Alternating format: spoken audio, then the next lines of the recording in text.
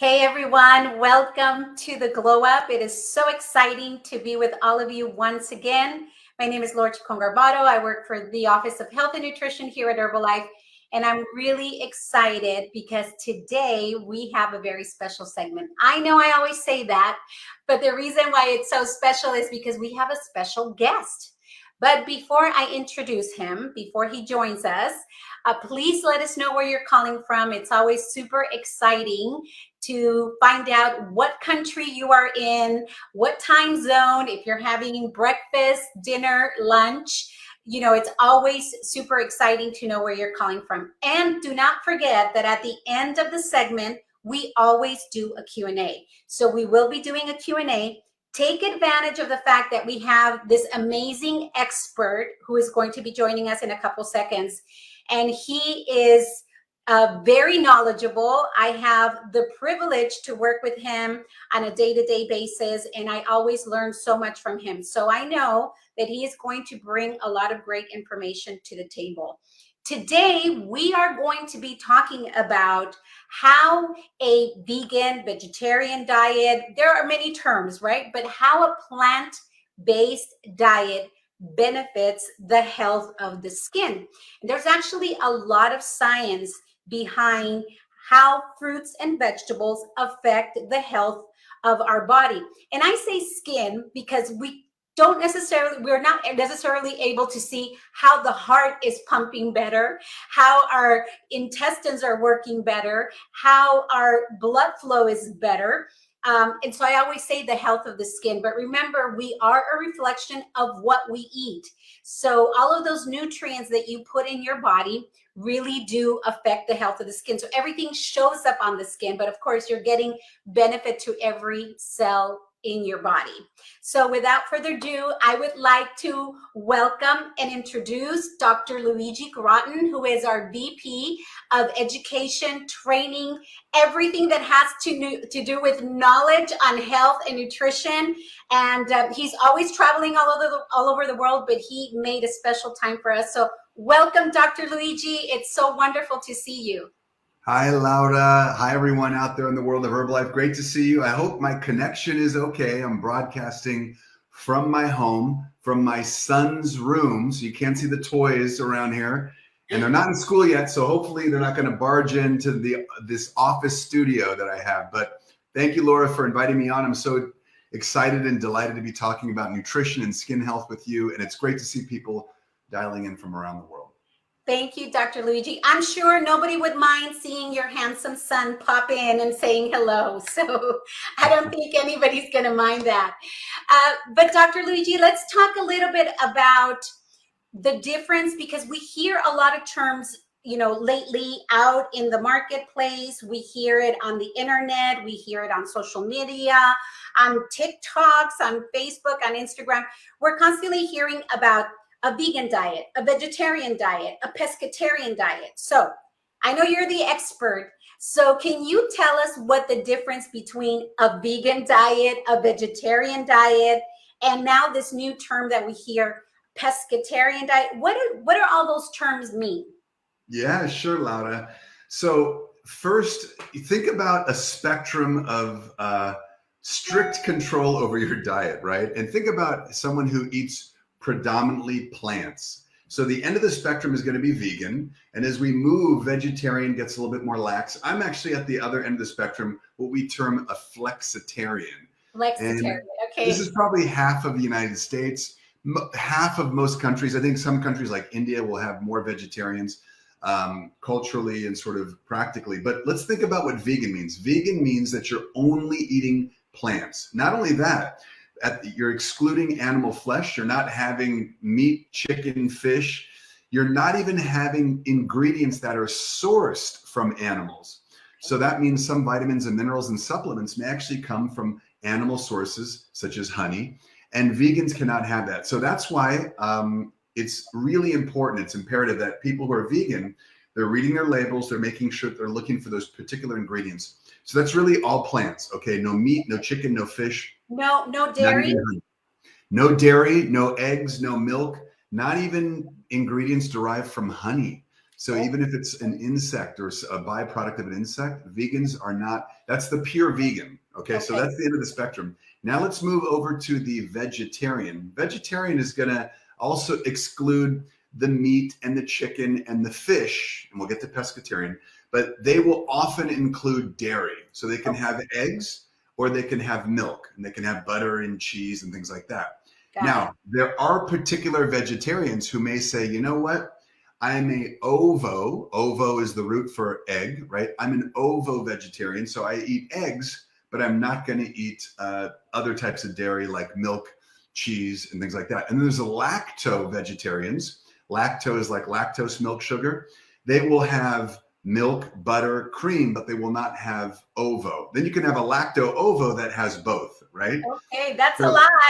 It's a lot, I know, but just understand it goes from the vegan, the pure vegan who's not having any of that, vegetarian who's now sort of incorporating some of those things and may have some dairy, may or may not have some dairy depending on their preference. And then you go to what's called a flexitarian, like me, who will have meat, chicken, fish. You mentioned a pescatarian. Those are vegetarians who are not eating animal flesh, but will have fish and seafood, okay? So they'll have, let's say, crab, shrimp, fish, but they're still not going to eat animal flesh like chicken, beef, anything like that. Great. Oh, thank you so much. Because I think personally, sometimes I get confused, right? Like, what's the difference between one versus the other? Is one better than another? So can you explain the specific nutrients in plant-based foods that support skin health and the appearance? Obviously, we know that it's good for all over, but how is it that those specific nutrients affect the skin? Yeah, sure, Laura. And I know based on some of our discussions, you want to drill down a little bit more into specific nutrients. For the purpose of this discussion, and we can do many more in the future, I'd only like to talk about vitamins and minerals, because if you look at any fruit and vegetable, take a tomato, for example. Tomatoes have something called lycopene. That's something called a phytonutrient, a phytochemical. When we eat that, especially cooked tomatoes, it gets in the body, and for some reason it protects certain tissues in the body. We're not going to discuss the phytonutrients or the phytochemicals, okay? There's a whole world out there, and the reason why I'd rather not discuss those is because there's no recommended daily allowance, like on your food labels, for these phytochemicals, like tomatoes and blueberries and Swiss chard and spinach. We don't know what these compounds, how much exactly we should be having, but we know that we should have them. However, there are RDA guidelines for vitamins and minerals. Okay, so we're going to cover just some basic vitamins and minerals. I know you have some other questions, so I'll drill down into some of the basic vitamins and minerals that are most appropriately sort of associated with skin health. Okay, great, great. So what role do antioxidants found in plant-based foods play in promoting a youthful skin appearance? Yeah, sure. So let me kick this off with keeping this simple. And Laura, we've been working at Herbalife for a long time. You taught me when I first joined the company, ACE, the ACE for your face, ACE for your face, right? Many of us have heard this before, but it's pretty powerful because many of the claims that we make on the products or ingredients in other products, claims they lean on vitamins A, C, and E. Now you're asking specifically about antioxidants. So I started you off with ACE. Think about vitamin C and E. They're both powerful antioxidants. We consume them in our daily diet, especially fruits and vegetables. And the beautiful thing is that they work on sort of, I would say, putting out these little fires in our body that free radicals make. Anytime if I go out in the sun and I'm sunbathing, or if I'm going out and exercising, or I'm just driving on the freeway with the window open, free radical damage is happening all throughout the day. Your body has natural free radicals, but when you eat fruits and vegetables, there's additional protection to cool out that free radical damage, all that oxidative stress. That's what fruits and vegetables do, to your question about antioxidants. So think vitamin C and vitamin E. And vitamin C's got really cool other things it does. It helps with collagen production. You know this, you're an expert in this. And vitamin E is a really big sort of anti-inflammatory element, or I should say compound. So antioxidants, think C and E. Those are the big ones, Laura. Great, great. And are there any because I know you had mentioned about the certain vitamins really that our body needs, right? So are there any particular fruits and vegetables or other plant-based foods that have particular nutrients, particular vitamins that are very specific that promote healthier bodies, healthier skin? Absolutely. So think about, so first off, you always hear, eat more green leafy vegetables. And you're like, Right. what's up with the green leafy vegetables? Well, it turns out they've got a ton of these crucial vitamins and minerals that we need. So anytime you hear about kale, spinach, that's why kale and Swiss chard and collard greens are so hot in the marketplace, especially in smoothies, because they're packed with not only the phytonutrients, those dark green chemicals that we talked about that help support the liver and the digestive system. But again, we're not talking about that today, but they're packed with the vitamins and minerals and antioxidants. So first and foremost, green leafy vegetables, anytime you can get your hands on those, spinach, kale, chard, collard greens, any types of chards or greens you can find, fantastic. And that's why we're excited about greens, because those pigments have the vitamins and minerals and the phytochemicals that are amazing for the body. Okay, and that's why greens are so hot in the marketplace. So I would start with those. If you're going to talk vitamin C, think about the citrus fruits. Clearly, you've all heard the story when you were in school, scurvy on the early explorers, on the ships, and they would take oranges and lemons, and that had vitamin C, and that would take care of the scurvy. But just if you think about on a daily basis, getting healthy fruits and vegetables, especially citrus fruits, that's going to be packed in vitamin C. Okay, so I just want to give you some particular examples, but lead with the dark green leafy vegetables, which are fantastic. Awesome, awesome. Dr. Luigi, when we started the conversation, you mentioned that sometimes, especially people who are vegan should be reading those labels, right? Because sometimes they could lack certain types of nutrients if they're not eating certain types of foods. So if somebody has a very strict diet, if somebody is a vegan, right, because those don't have any animal byproducts, what type of ingredients should they be consuming to make sure they're hitting, the right amount of iron and the right amount of protein and the right amount of, calcium that sometimes you get from animal byproducts?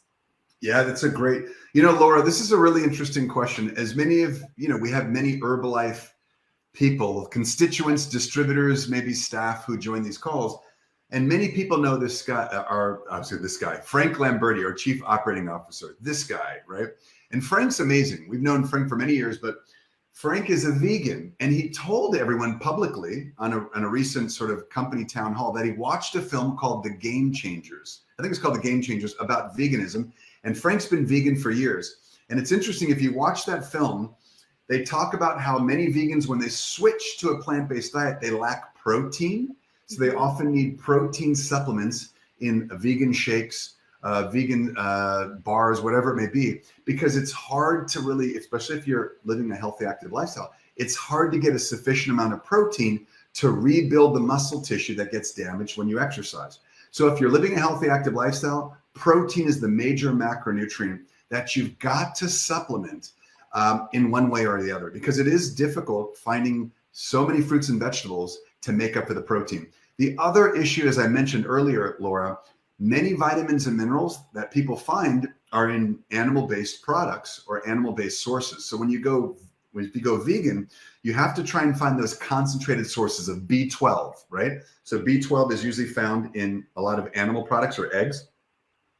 Let's say you're doing a vegan diet, you're going to look for B12 sources that you can supplement with. So the B vitamins, a lot of these nutrients like vitamin D, if you take a regular dietary supplement, some vitamin D may be sourced from animal sources, believe it or not. So just understand, if you're vegan, make sure you look for the micronutrients and the trace elements, and make sure you look for the protein. You got to make up for those so that you're getting sufficient amounts so that you can thrive and your body's healthy. That's awesome. Thanks, Dr. Luigi. So can people then supplement with, can people have those nutrients with supplements and different types of product? Because when people are vegan, they might think that the only way that they can get those nutrients is by, eating fruits and vegetables, which is fantastic. But sometimes that can be challenging, especially when you work a 9 to 5 or work a 9 to 12, or sometimes 16-hour days. You know how that goes, and sometimes it can be challenging for people to get in those nutrients. So is supplementation something that is recommended? Is it something that people is that a way that people can also get their nutrients from? Yeah, absolutely. Supplementation is key. I mean, look, I often make this analogy that as the world is growing in size, right? We're at 8 billion people, and we're clearly going to go to 9 or 10 billion. Not a big deal, but there's a limited amount of good food sources, especially vitamins and minerals and plant sources of protein. So we can't all eat lamb chops and steak and lobster. We just can't feed 9, 10 billion people. So people are going to have to lean into plant nutrition. So there's going to be a lot more vegetarians, and veganism is trending for a reason. It's more sustainable. We can feed more people with good nutrients. But to your question, Laura, you can't just nibble on spinach all day and then go work out in the gym and work a 16-hour day like you're saying. So the key is looking for healthy supplementation. And vegans are very good about, or plant-based dieters are looking for sort of clean sources, and they're going to label read, but they're going to look for those numbers that are going to satisfy the micronutrients and the macronutrients, because this is what the human body needs every day to operate. You can't drive your car without gasoline, oil, and coolant. It's just not going to work. Human body's the same way. You can't function, and you're not going to live a healthy life if you don't have the proteins, your macros, your fiber, and your micronutrients, vitamins, minerals, and trace elements. So yes, supplementation can be very important. I love that. I love that, because it can be challenging when you're trying to stay healthy. You're really doing a great job at trying to stay healthy, but then your body's not getting the nutrients that it needs. Dr. Luigi, tell us a little bit about soy protein, because we see a lot of products out in the marketplace that are soy protein based. And can you talk a little bit about why that is such a good source of a plant-based nutrient for the body? Totally, yeah. So soy's been around for thousands of years. If you go out to have sushi, you'll get those little soybeans, that edamame that's been steamed and salted, and those are soybeans. And the cool thing about soybeans, or soy in general, whether it's fermented or not, and we can talk about that, is the plant has all the essential amino acids. Okay, so your body, your heart is a muscle. Your biceps are muscles. The way you maintain your blood pressure is through something called smooth muscle. So you have 3 types of muscle, and every day it's got to eat amino acids. And if it doesn't, your heart's not going to grow and pump and be strong as a muscle. Your skeletal muscles will shrink, and we're going to all age and have age-related wasting if we don't have sufficient protein. And of course, the smooth muscle suffers. So you got to eat protein. And not only that, you have to have all the essential amino acids. Think of these little metal links in a chain. Think of a chain with little links, and the essential amino acids are those links. Now, if I just eat a bowl of rice, I'm not going to get all the essential amino acids. I'm going to get some of them. If I eat a bowl of corn, I'll get some other ones. When you combine rice, beans, corn, you get your essential amino acids. So that's a complete diet, and that's what we call complete proteins. Soy we like very much because it has all the essential amino acids. And if you're drinking a meal replacement shake with soy, you get a complete protein, and the muscles in your body absorb those essential amino acids, and they're taken care of. Now, so a lot of people are going to tell you, well, I don't really do that, this or the other. I like to just have my rice protein shakes. Those are not complete proteins. Or I have my pea protein shakes. That's not complete, okay? So a lot of the things that we sell are combinations that have all the essential amino acids together. So you get the full complement, you get a full protein, a complete protein, and that's key. So that's why we like soy. We like quinoa for the same reason. And then the other shakes we use, let's say pea. I know we're not trying to promote our shakes, but just to give you an example, we can use chia, we can use flax, and we can use that with pea protein combined. No, I love that, Dr. Luigi. And look, we are representing Herbalife, so we do want to let people know that there's options out in the marketplace, but we also have great options. So there's nothing wrong with letting people know that we have great options. Thanks so much, Dr. Luigi. We're going to take some questions now. First of all, I would like to let you know that we have Michael from Ghana on, Betta from the Philippines, Paul from Canada, Wanda from Florida, Manuel from Portugal. And so we have a lot of people joining us from all over the world. Thank you, guys. Thank you so much for joining our chat today. And I do want to remind you that this chat is going to stay on replay. So if you know of someone who can benefit of the information that Dr. Luigi just shared, please, after the segment, make sure you share the link so that they can listen to the conversation that Dr. Luigi and I are having. It's a lot of wonderful, great information, and I think it could benefit all of us greatly. Dr. Luigi, I think we might have lost Dr. Luigi for a second. I think we're going to see if we can get him back. But I do want to let you know, just as a reminder, that on August 29th, same channel, 12 Pacific time, we are going to be having another live chat. It's going to be with Susan Bowerman, the one and only Susan Bowerman, and she is going to be doing some amazing vegan recipes. So put it in your calendar, August 29th, same channel, 12 Pacific time, same time. She is going to be doing some great recipes, some great vegan recipes in case you want to try those. So thanks, Dr. Luigi, for joining us. Tani has a question for you. She is asking, does eating too much meat affect my skin in a negative way? Yeah, so it's a great question. And, Laura and I spoke beforehand. We were communicating, and look, I eat meat. My family eats meat. We eat chicken, fish. So we surely, although this is the benefits of a plant-based diet, we didn't want to say anything bad about, flexitarians like myself. Like at least half of most countries are on a flexitarian diet, and they're eating meat. I think the reason why a lot of people are moving towards more plant-based diets are, number one, it's more sustainable. Okay, you can feed more people with more nutrients on a larger scale. So that's number one. So you're going to see more things in the marketplace. Companies are taking advantage of that. But to answer the question specifically on a personal level, not on a societal level, but on a personal level, a lot of people are noticing that they're getting health benefits when they move away from meat, from animal products. And there's a lot of reasons for that, because depending on the source of the meat, you may not know what's inside the meat. when I was taught medical school, the way that you think of the life cycle of a sardine or a fish, think of a tiny fish, and that little fish may have some compounds that it gets in the ocean. Then a bigger fish eats it, and then a bigger fish eats that. Every time a larger fish consumes that animal, it aggregates all the compounds and the environmental toxins that may be in the small fish. And so that's what happens when we're eating types of meat. They have different types of compounds in them. They may have inflammatory reactive species, and some of those things you may hear about in your daily activities. So people may say, when I eat a hamburger, I break out my skin, or my skin's oily, because the meat is often prepared. It may not be a problem with the original meat, but the way they prepare it is with lots of saturated fat, the inflammatory fats that the cow may have been eating when they were on the farm.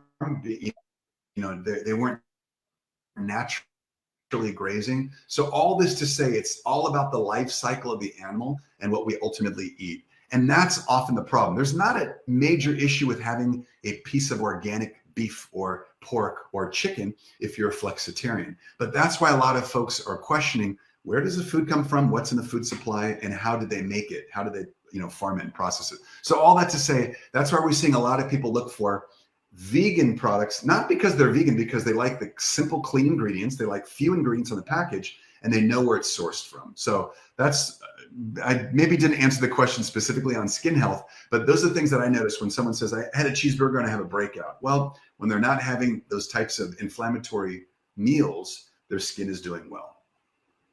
Thanks, Dr. Luigi. No, I think that answered the question, and you're right. Not all meats are created equal, right? Not all chicken is created equal. Well said. Just like, not all soy is created equal. So read your labels, make sure that you're getting the highest quality if you are going to consume those products or those ingredients. Dr. Luigi, Driz is asking, what product recommendations would you make for someone who has autoimmune issues? Mm-hmm. Great question. We get this question every week, by the way, and I always say the same thing for 18 years in the company. Make sure they talk to their doctor first and foremost, because and I'll explain why. If you're a distributor, and whether you're just starting out as you just were a preferred member and you became a supervisor, or if you're a president's team with a great check, it doesn't matter. You have an ethical and legal responsibility to your constituents and your consumers to always do the right thing. So don't act like you're their doctor. If they come to you, I've got an autoimmune condition, I've got rheumatoid arthritis or lupus or Crohn's colitis, make sure they work with their doctor. Now, here's the key where you can help as a health coach. You can say, listen, what I'm going to recommend you do is you can bring the product labels in for specific products. And you don't have to don't bring in a case of Herbalife products to the doctor's office, right? Maybe bring in some downloadable labels and have your customer ask the doctor a very simple question. If they have an autoimmune condition, they can share the label with the doctor and ask, is there any ingredient that you're concerned with, or is there any ingredient that you think I shouldn't take? Now you're asking a specific question to the doctor. They're going to see vitamins, minerals, looks pretty good to me. And generally when I talk to doctors, globally, they're absolutely fine with the products when you ask the right way. So the issue is when you come in with 17 products in a big bag and you dump them on the doctor's desk, they don't have 30 minutes to go through the ingredient labels, okay? So keep it simple. Whatever the condition is, whether it's autoimmunity or it could be any chronic situation, ask the right questions, but always work in partnership with the doctor, because it makes for a better situation. Thanks, Dr. Luigi. We love that answer. Anisha is asking, how is energy affected on a vegan diet? Does that affect your energy? Yeah, I mean, so there's a couple things. Vegan diets generally, think about it, when you're having animal sources, chicken, fish, meat, whatever, any types of meat, you're getting a lot of what we call nutrient density. So a steak or a piece of chicken or a piece of fish, it's packed with nutrients and it has a good caloric load. If I'm eating a big salad, it's actually not really packed with a lot of macronutrients, okay? It's got some of the vitamins and minerals, and it's got a lot of fibrous material. But I'm gonna have to eat a lot of salad to get, let's say, 10 grams of protein, right? So that's why people add tofu if they're on a plant-based diet. Or if they're going to add, let's say, lentils, have a big bowl of lentil soup packed with fiber and healthy source of protein, or a nice bowl of quinoa, or rice, corn, and beans, like we were saying earlier, with some bread or a tortilla. So that's a way to get a good protein source, and that's going to give people energy. I've noticed when people go from an animal-based diet, flexitarian, and they move to vegetarian and vegan, they often lack energy because they're missing the macronutrients, okay? So think protein, think carbohydrates, think fiber, and of course, there's going to be a little bit of healthy fats. But as they transition to this plant-based diet, they've got to make sure that they're getting enough of those macros. That's what gives you the energy. That's what fills your muscle up with fuel. And that's when you feel like you're ready to go for a walk or hit the gym. Awesome. Thanks, Dr. Luigi. Claire is asking, will I lose weight by going vegan? Not necessarily. Okay, this is always the myth. You can find plenty of vegetable oils. I could have plenty of, I can eat 4 salads a day, drench them in vegetable oils, and be eating more calories than I was if I was having, meat and chicken and fish. So you've got to make sure that you're being very cautious and cognizant of the fats. Usually the calories come in 2 areas on a vegan diet, the unwanted calories. The sugar, especially the simple sugars, and the fats, okay? Fiber, we don't really absorb, and the protein source is usually very, you're going to be fine with protein, but it's the fats and the sugars. So be conscious of how you're getting your fats and sugars, and when you're getting your sugars, think about getting the carbohydrates that are more complex, in your whole grains and your fruits and vegetables instead of the simple sugars like glucose and sucrose and fructose that may be in prepared beverages, okay, and like juices. I love that. Thanks, Dr. Luigi, because I think a lot of people think, well, I'm just not going to eat meat and I'm going to lose weight. But then they go to maybe a coffee shop and get a 300-calorie shake full of sugar, or they go to go to a smoothie shop and they get something that's made with vegetables, but it's packed with sugar, no protein, no fiber. And so you're right. We have to be cautious of those things in order to actually, if that is the goal, right? If the goal is to lose weight, then we do have to watch what we're consuming on a daily basis.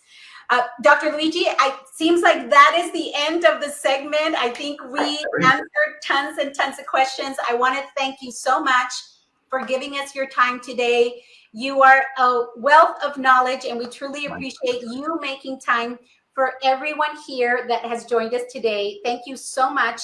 And we do hope that we get to see you again very soon. My pleasure. Thanks for having me, and I hope to see you guys again soon. Take good care. Thanks so much, everyone.